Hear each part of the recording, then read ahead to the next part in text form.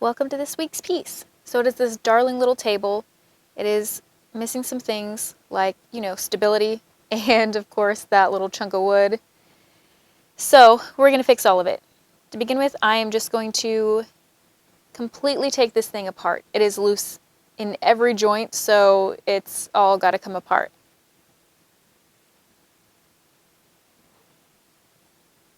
Now, every piece that you work on is going to be different. You just kind of have to assess what you have and go with it.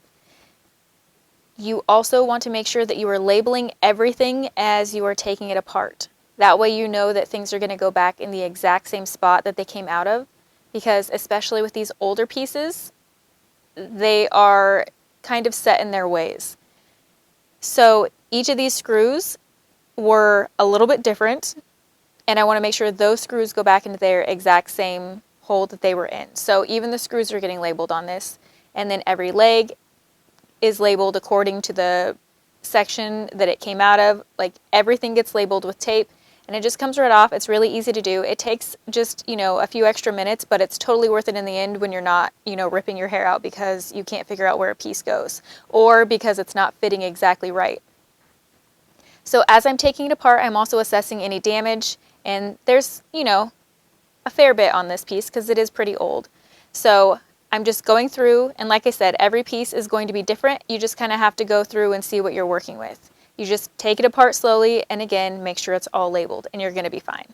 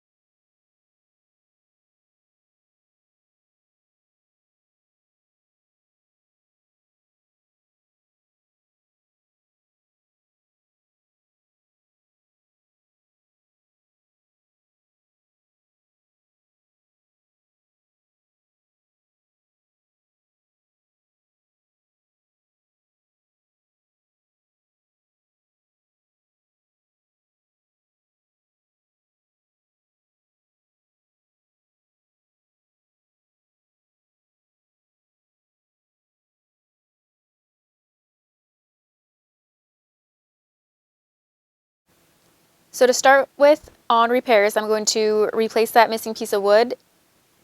I'm just using some hot glue, and I'm going to trace over the other side of it that has the mirrored piece, and I'm creating a mold with my hot glue.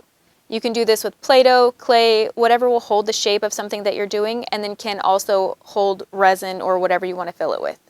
So once that is all dried on there, you can pop it off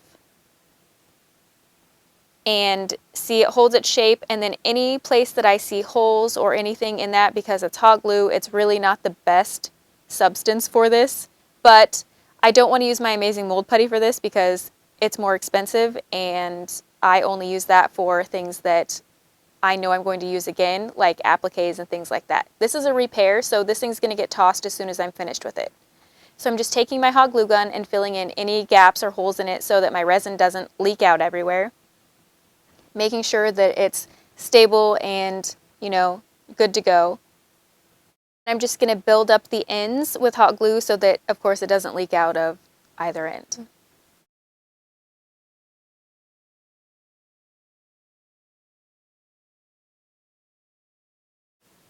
So in this scenario, I'm going to be using my fast cast resin. The reason I'm using this over clay or something else is because this bit of knotwood, the piece that's missing is kind of a standalone thing, and it will have no support at all. So I want to make sure that I'm using a stronger substance. So clay was out for this, resin's in, and this resin in particular is incredibly easy to use. It's fast cast resin. It's a 2-part mixture. You do equal parts of both, mix them together, and then pour it in. And then it takes between 5 to 10 minutes for it to be set up. Super, super easy. Highly recommend this stuff. I use it all the time.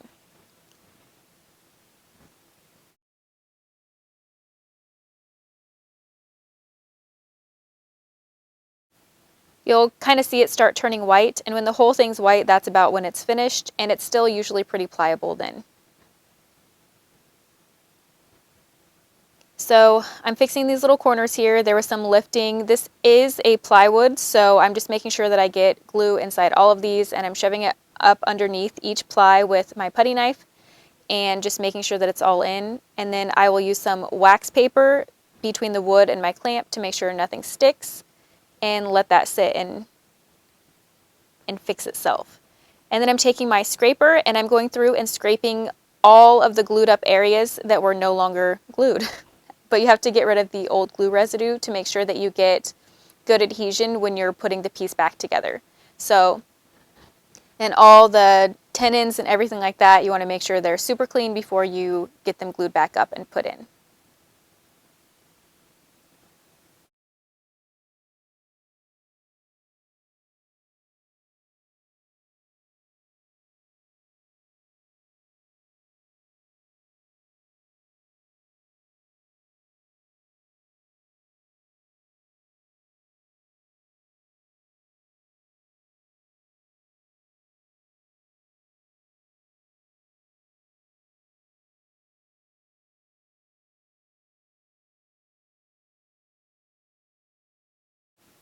And then by the time I was done scraping everything clean, my mold was ready to be taken out, and it doesn't even matter about the glue. I'm just kind of breaking it off. I just want to be careful that I'm not bending the resin at all, and it's keeping its shape as I'm removing the glue.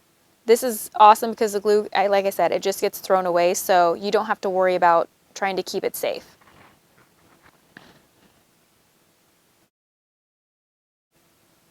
So once I get it out, I want to place it down, and I did it a little bit longer than what I needed so that I could fit it exactly to size. So I'm sanding it smooth. There are some little ridges and notches that obviously I don't want, and then I'm obviously putting the smooth side to the outside because that's the part that's going to be seen, and just sanding it to my desired feel.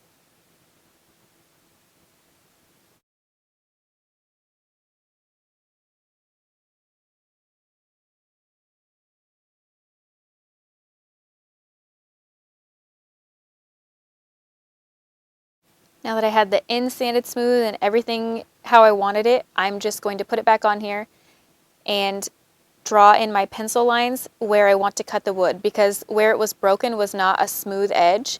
It's again another plywood, so it kind of broke in each of the plies in a different spot. So I'm using my pull saw to make a smooth cut so that I can apply this to a flat surface.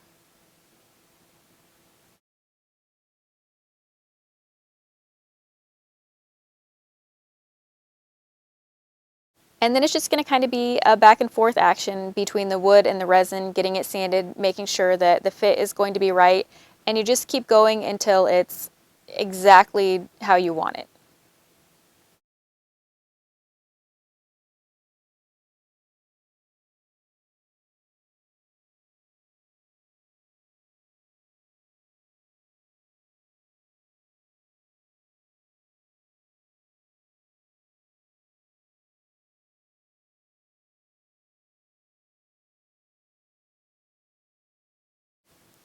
Once everything was fit exactly how I wanted it to be, I used the extra strength Gorilla Glue to attach it. And I didn't need to clamp or tape this because it was such a snug fit that it just held itself in place, which was super awesome.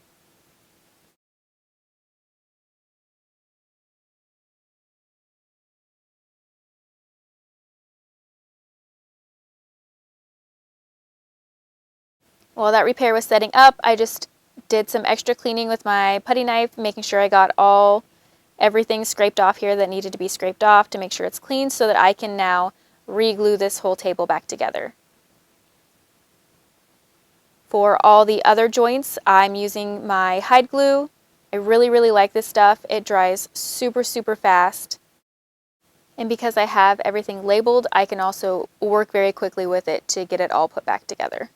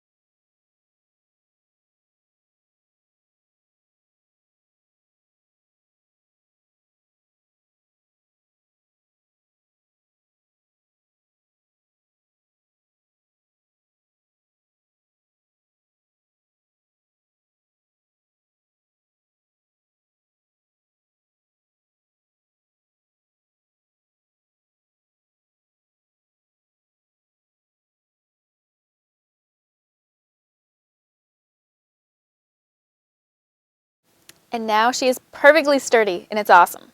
So I'm going to be using my Chalk Mountain Cleaner to go over this entire piece to make sure that there's no grease or grime or anything left on it so that my paint can adhere properly.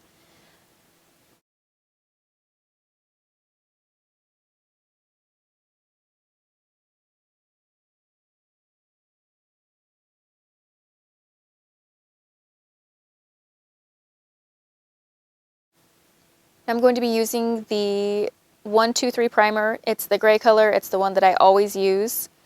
This is an older piece, so I want to make sure that there's no bleed through. Sometimes older pieces can do that because they've been treated with oils and things like that, and you just never know. So it's better safe than sorry. And plus I also have that little resin repair on there that is a different texture than the wood, and I want to make sure that my paint goes on the same everywhere.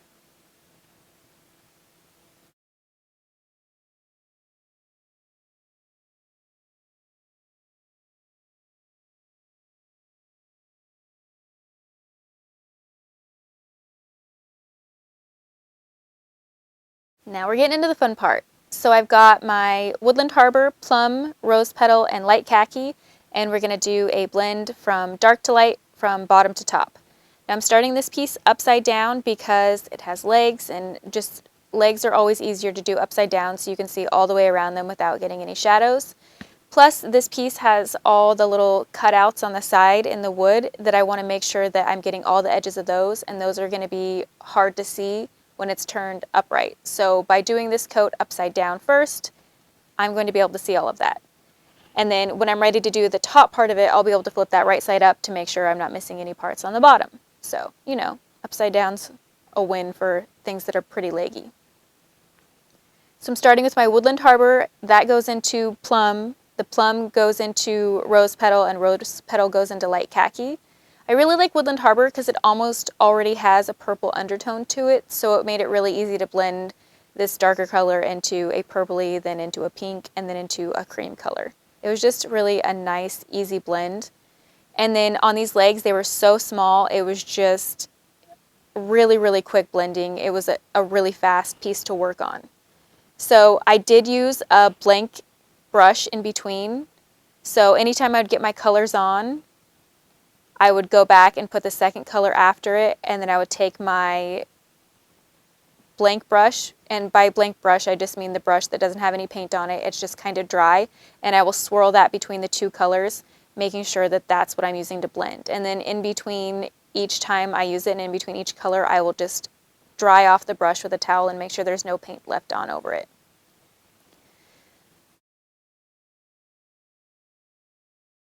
Now in my painting my first coat, I noticed a drip, so I'm just taking a razor blade and cutting the drip off. That's just the fastest way I found to remove them.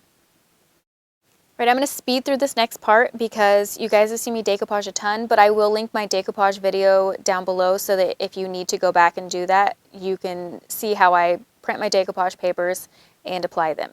So I just applied this, and this is so simple and fun. You just find a black and white picture, print it out, and then you literally watercolor it in. It's so relaxing and calming just to sit there and play with paint. The only trick here is you have to make sure that it's sealed up really well with poly, and then you are using the most minimal amount of paint because you want a lot more water, because you want the black lines from the image to show through the paint so that you're not covering them up. Now, if you have a little accident and go a little too heavy-handed with the paint, you can wipe it back with a baby wipe or a wet rag or whatever you're using, and that will take it off and you can start again because you do, like I said, want a really thin paint to do this with. And then I did mix up some gold just to add a little something fun in there. But this Sleeping Beauty is a really old one from a really old book. You have to use old prints like this if you are going to be selling the piece because they have to be, I want to say, over 100 years past its point of copyright date or something like that. I can't exactly remember what it is, but do your research and make sure that you're using a print that you're allowed to use, or if you want to do one in your own home, that's awesome. And then the top, I just made sure that I added some extra clouds because I knew that was going to be an easier thing for me to paint in than the bottom. So I make sure the bottom is all the way at the bottom of the table so that I don't have to paint in anything hard like rocks and things like that, but the sky and clouds are really easy to paint in, so I make sure that that's the gap that I have on the table, and I can paint in the sky and clouds pretty easily.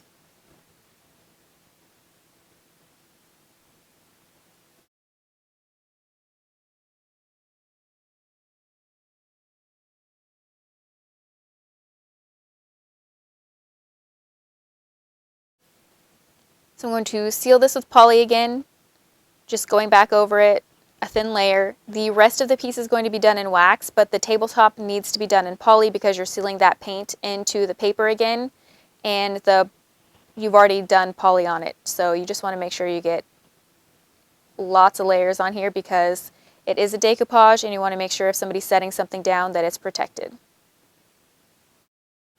Now we're working on the second coat, and this is the coat where you perfect anything that you didn't like or that you maybe want to change from the first coat. So again, it's starting with the Woodland Harbor, and that's blending into the plum. And as you can see, I'm using my blank brush there in between the two colors and just softening out the line and making sure that there's no harsh lines between the two colors. And I will do that between every single color, and as you can see, I'm wiping it off and making sure that it will be clean for the next two colors to blend together.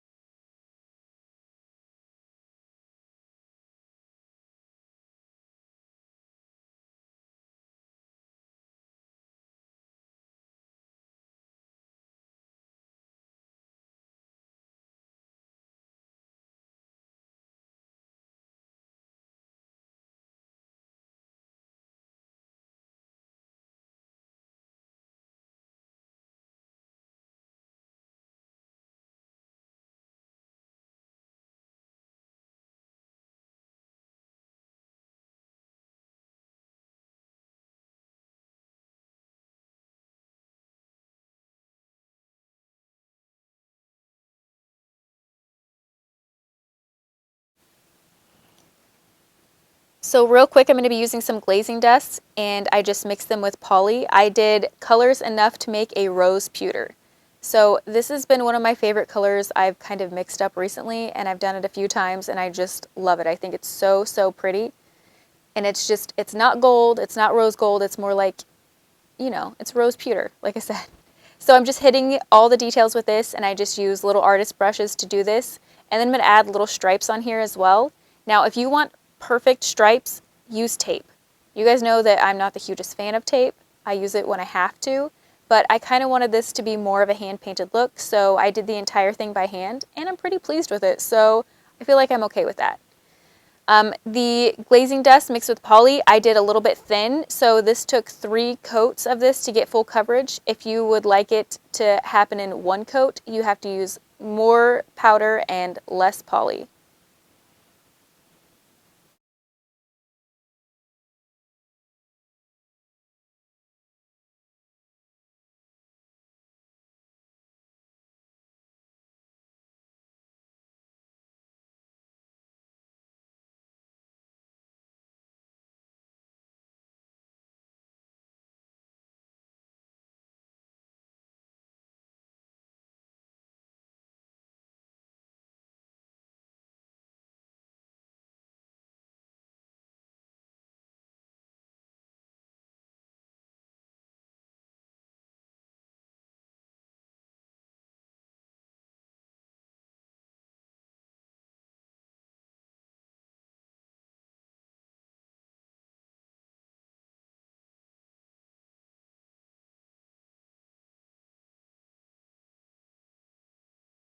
And then using the same glazing dust poly mixture, I'm just adding this stencil to the bottom shelf just to, jazz it up a little bit. This is the Jamie Ray Vintage stencil with the little bird toile, and I thought it was perfect for Snow White because, they always showed her with the little creatures and everything like that, so I just felt like it fit really well. And then I'm taking some antiquing wax. This is just a brown wax, and I'm going over the entire thing because the pinks and everything were just a little too bright and stark, and I just wanted to darken them up, deepen them up, and kind of age them a bit because we're doing a really old story here, and I've got a really, really old storybook page, and I want this to be, you know, cohesive and fit together and look like it's meant to be. So antiquing wax goes on everywhere, and then once it's absorbed into the paint, I can take a cloth, go back, and wipe it back.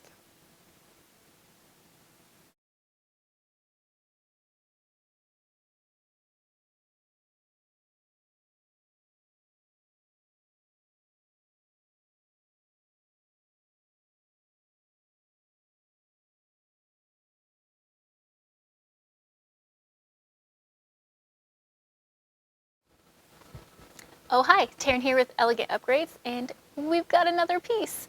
So this turned out so pretty. It's just very dainty and girly, and I feel like it has kind of like lacy inspirations to it. I adore it, and it's so sweet. We've got the awesome Snow White in her glass case. I always thought that was kind of weird, but anyways, so it's done. It's beautiful. I love it. I don't know what I'm going to list it for. I have no idea where I'm even going to list it at this time, but it's adorable. All right, let's get you some photos of this pretty little thing here.